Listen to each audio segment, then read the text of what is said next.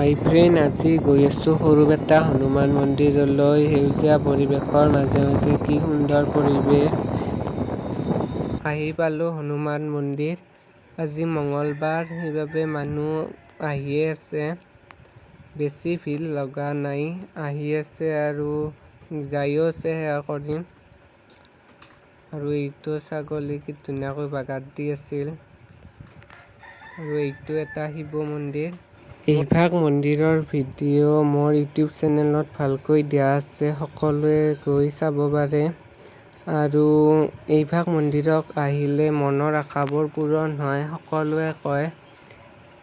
আৰু এতিয়া লেজাৰ দিছে, স্কুলৰ সকলোৱে আহিছে দোকানলৈ। আৰু মই ভিডিঅ' ইউটিউবত দিব পৰা নাই, কভাৰ ভিডিঅ' বিশেষ কাৰণৰ বাবে। সেই কি কাৰণত দিব পৰা নাই আপোনালোকক ক'ম এটা বেলেগ ভিডিঅ'ৰ দ্বাৰাই। আপোনালোকক দেখাই আছোঁ। আজিৰ ভিডিঅ'টো এইখিনিতে সমাপ্ত কৰিলোঁ। যদি ভাল লাগিছে লাইক কমেণ্ট কৰিব।